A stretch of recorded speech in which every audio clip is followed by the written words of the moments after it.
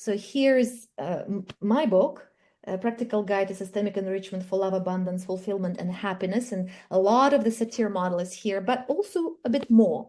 So here, I've developed it from the Satir family reconstruction process, studied with Bert Hellinger at Family Constellations, created the Stasis-Kinesis, that's movement integrative therapy. Then I created the online program, and finally Enrich Method was born. So today I'm going to present to you a framework that I use at retreats and workshops that's based on a Satir, and you can also connect the dots how it can work for you if you want to be inspired by it or see if it works for you too. So Enrich, think of it as each letter stands for a concept. Explore is the first one, and it's governed by the hormone called dopamine. It's how we explore who we are and what systems we come from. And then we have nourish. Nourish is all about serotonin. Serotonin is that feeling of bliss, or hygge. The Danish people say hygge. It's like that sense of like sitting, sipping a cacao, a cup of tea, sitting next to a fire. Then there's this concept called respond, governed by the hormone called cortisol. Is how we cope with stress. We don't do this exercise on this particular one today.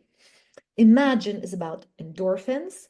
Communicate, estrogen, and hugs and humor, oxytocin. When we hug, we produce more oxytocin. So in a way, it's a biological, psychological model that it internally changes our hormonal cocktail and helps us get that congruent self-esteem and healthy communication. A lot of it is also written for relationship. If you're interested in my first book called 10 Secrets to Rekindle Your Intimate Life, all available on Amazon. If you're interested, check it out.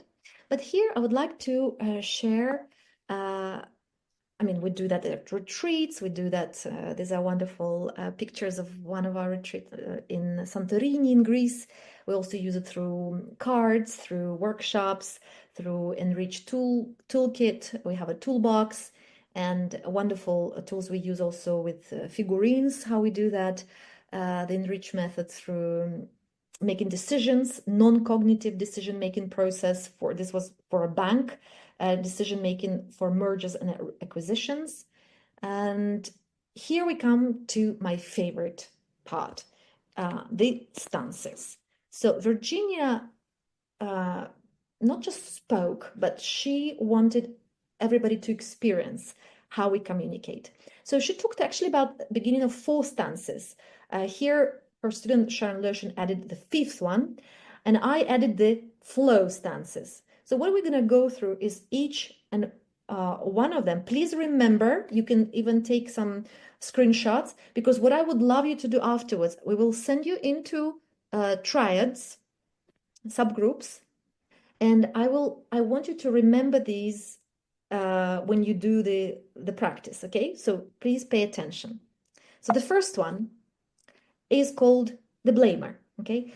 And the blamer is actually a stance with your body. I would like you to just experience it for a second. So if you can stand, or you could do it seated, but just put one hand on your waistline and one arm just extend and point into space and really blame somebody or something. And imagine like you're really going for it, like fighting behavior. And notice what happens in your body, how testosterone is rising just by adapting the stance. Just do it as, of course, look after your health. If you have any back issues, look after it. But I would invite you to stand up and try this with your full body, because it's a much different way to experience stances versus just hearing or seeing them. So just put your arm out and experience the blaming stance, which in a way is all about the need for protection, peace, and safety. But those who know how to blame, I'm included, we know what happens when we stand in this stance for a long time. So if I were to ask you, how would you feel if you stand like this for a long, long time? Yeah? You can unmute yourself and give me a couple of reactions. Just shake it off, and give me a couple of reactions, please. What happens with your body when you stand in this stance? Tired. Tired. Yes. What else? Uncomfortable. Uncomfortable. Thank you. Rigid. Rigid. Anger. Anger. Very good. Aggressive. Say again. Agitated. Aggressive. Aggressive. Agitated. Yes. Yeah. You got it. This is testosterone in action. And it's not wrong. It's a coping mechanism. It's a protective stance. Now, notice what happens. I call it yoga for relationship. When we change from the blamer into peaceful warrior, just like that, lifting your arm again from the blamer, just embody that. Remember how, like, even you can frown, just feel your body tense. And then shift a little bit and soften your face. Make a little smile and notice that peaceful warrior, like in yoga. What happens with your body? It's a very strong stance. Okay, shake it off. Please tell me how it feels in your body. Grounded. Grounded. Say again. Grounded. Feeling grounded. Confident. Yeah. Peaceful. Yes, peaceful, grounded, feeling confident. Aligned. Aligned. Please type it also in the chat if you want to just, and somebody could read it because I can't see the chat. Yes, Selita. No one has typed anything as of now, but the Okay. minute they do, I will. Thank you. Thank you. Okay, that's the first stance dance, stasis-kinesis. So stasis is like this feeling of stuckness versus movement, flow. Okay, please remember this, right? So think, okay, is it mine or is it somebody else I know who's really good at this? Okay, raise your hand if you really know the stance. How to blame, yeah? Raise your hand if you're really good as a good blamer. You know how to blame. Yeah? Okay, thank you. Thank you for your honesty. Great. Daria, someone said they felt peaceful when they did the second pose. Isn't that fascinating that changing the body, we can shift so much. People who do yoga know this, but also when we do our coaching practice, when we do therapy work, this is very much Satir in action. The second stance dance is placata, when the person says, okay, please forgive me, I'm so sorry. It's almost like you're big, I'm small. And it's kind of like a begging for people pleasing, right? The needs for love and care, stability and strength. And I invite you again, please take care of your body if you need to, but normally we would just go really on our knee to experience how it feels in your body, the stance. Just notice what happens if you're just do it. Imagine you're doing it with somebody who's like either blaming or just standing. How does it feel for you inside your body? Please unmute yourself and share.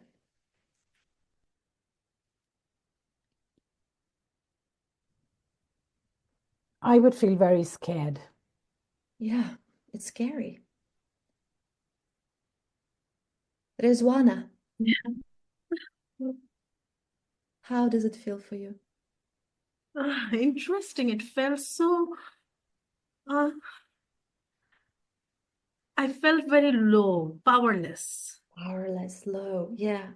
A lot of people stand in this position sometimes all their life. It's like a chronic coping mechanism. And we do that with the best intention. There's no right or wrong. Everybody has the best intention. And that's how we survive. There's a coping mechanism, a coping stance. Yeah. So take care of yourself. I know you don't need to go as deep. And if you want to go as deep, please make sure you have support afterwards, either somebody to speak to, a therapist, a coach, because this work is powerful. Okay, there's one. Thank you. Yes, Selita. Daria, we have two more comments. One is from Kerry, who says she would feel small and meek, and Coach Tabaso says truly disempowering. Yeah, thank you. Thank you. Now let's go from this placata stance into poetry. Remember, in the yoga pose, you can even lift your one leg like a tree pose. Remember the yoga? So you can just experience how it goes from the placata, you're big, I'm small, as a child position often, into poetry. Notice the estrogen is still there. I'm connecting.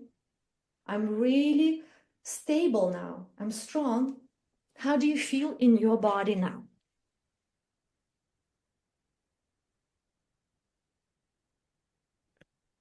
It felt really good this time. It felt really good. Transformed. That's what I felt. Okay, good is a directive word. It's a mind word. How do you feel in your body? Do you feel safer? Do you feel more stable? Do you feel happier? Do you feel more comforting? Do you feel happier? Do you feel more confident? You see, these are more deeper. Let's go a little bit a layer. How do you feel? I think more powerful, empowered. I feel empowered. Thank you.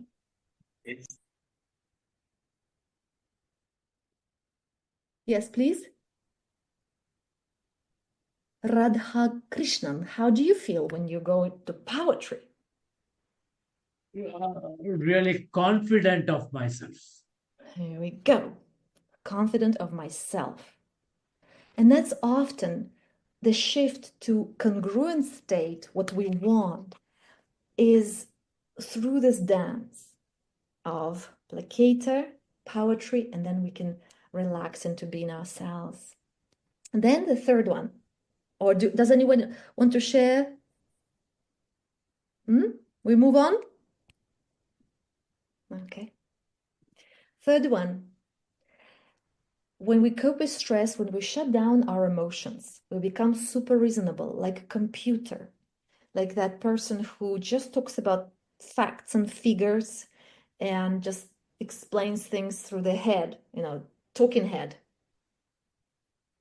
So monologue, critique, just notice, you can just put your hand here like this and notice the difference in your body, how you feel in a super reasonable position. Tell me. I feel like immediately I went into an analytical mode, so almost like analyzing something. Yes, and how does it make you feel, Zoya? Like a computer. Yes, and how does it make you feel like a computer? It makes me feel very robotic, almost like I don't have freedom. Yes, So there's steps to how I have to do things, and that makes me feel very rigid and very constricted. rigid and constricted. Bravo. These are the feelings. Super. What else? Who else would like to share? I felt like with a low self-esteem somehow. Where did you feel that? Who's saying? Yeah, that's me. Hello, Yeah. Sigma.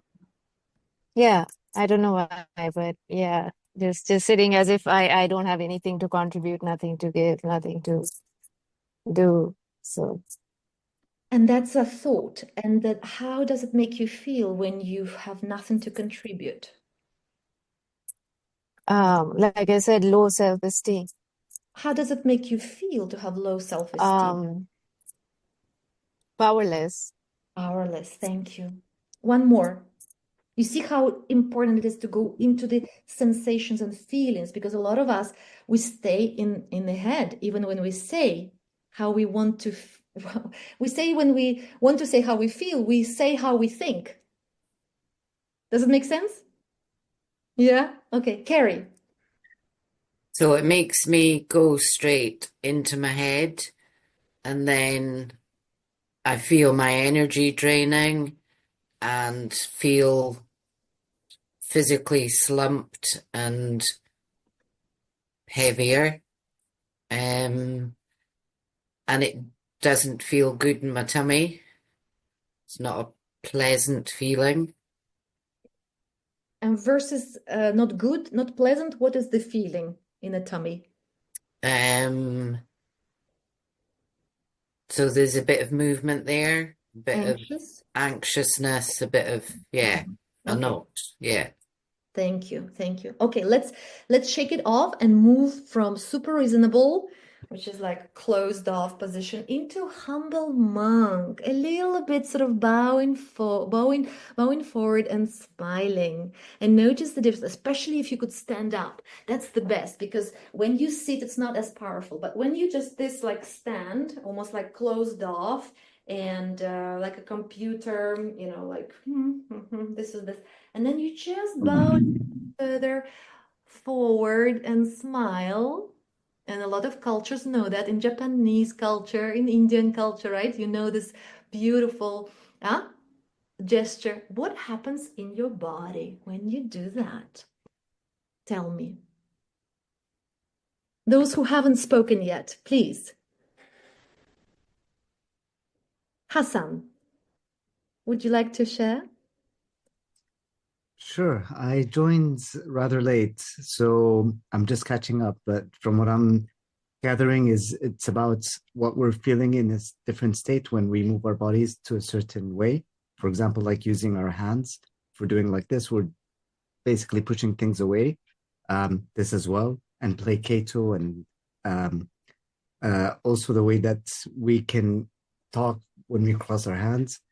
And when you did this is what I feel and I sense as well. It's like a lotus flower. So it's noticing the excellence in the others when we actually do this type of gesture. So when I do something like that, I immediately notice and communicate to the other person's behaviors of excellence.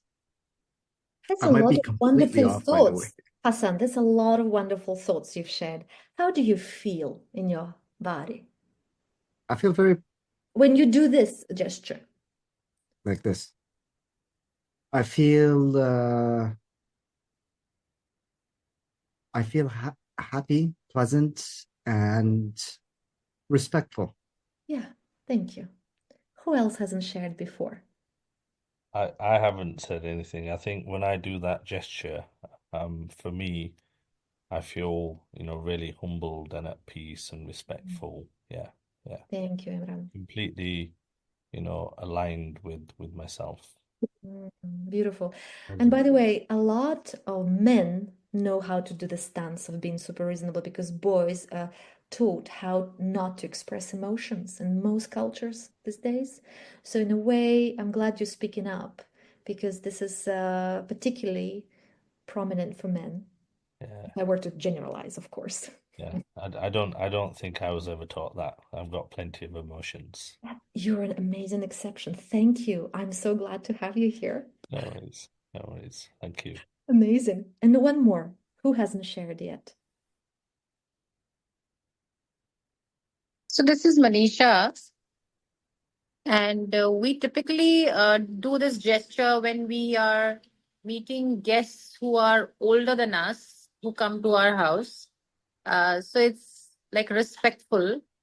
But honestly, I would not be comfortable in doing this gesture on an everyday basis. I wouldn't be. Fascinating. Are you a good super reasonable person? Do you know how to be super reasonable? How to hide your emotions? Yeah, well, it's something that I have learned because there is a need for objectivity in a lot of transactional work that you do. And therefore, if you're all the time emotional, it doesn't serve you. And I found that when I have allowed myself to be emotional, it's not served me well. And so therefore, I've now taken the stance of being reasonable. It works for me.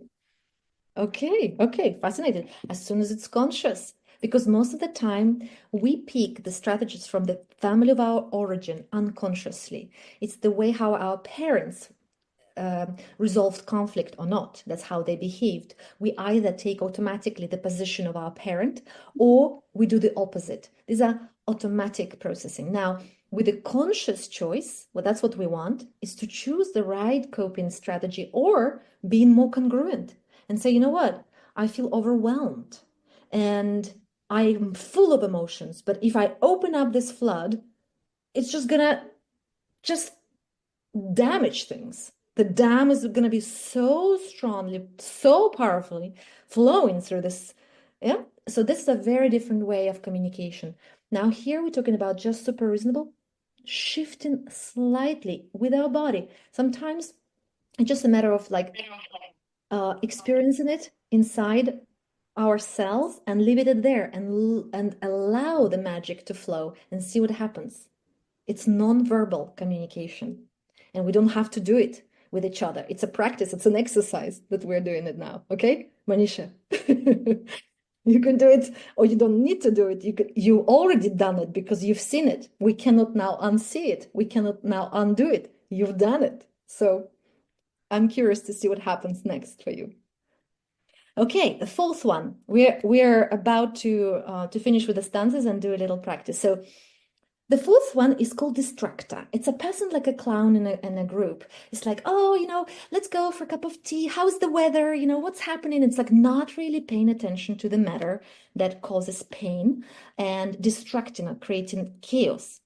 The need, though, is for harmony and stability and courage. And if you just embody that, just try to see like almost having like three hands, like going a little bit up in the air, just for a second, just try it with your body to see what happens when you do it.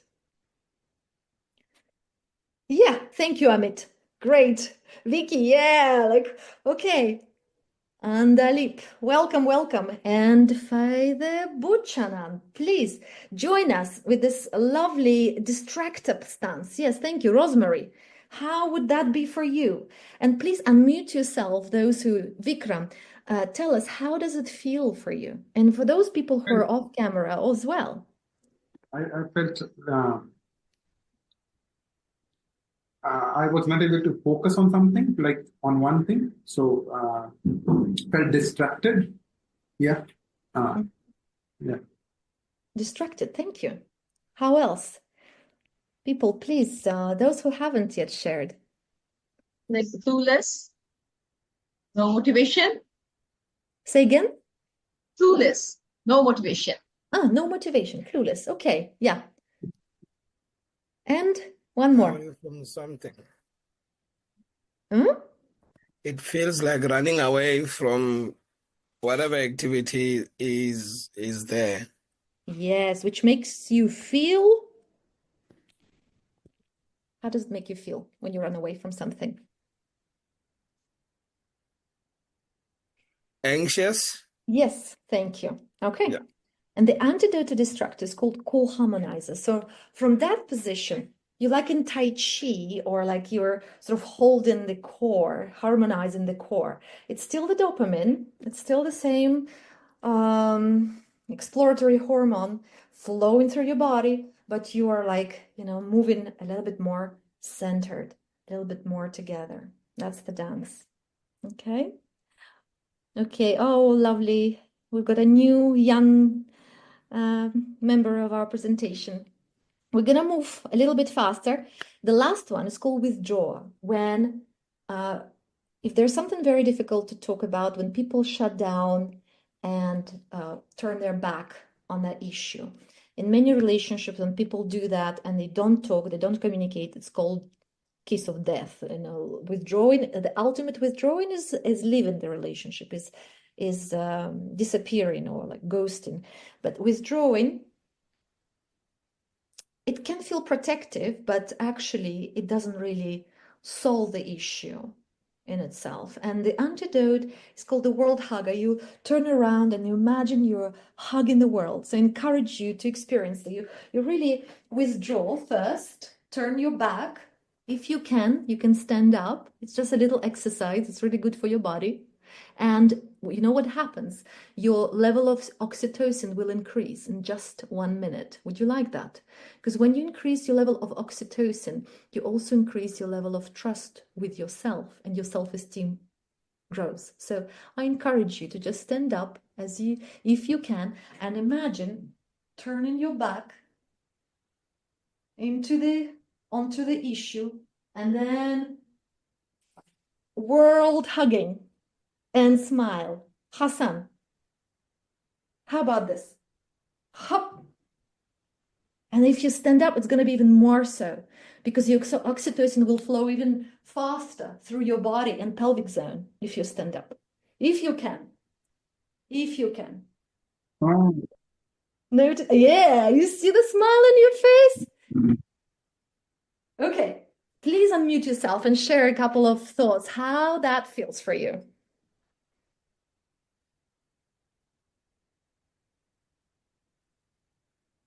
I think for me, it felt unloved in the first position. And in the second position, I felt like I'm the source of love and independent. So first is dependent and second was independent. Oh, thank you, Seema. Yes. Amit, Hassan, I would love to hear from you. Feyde Buchanan.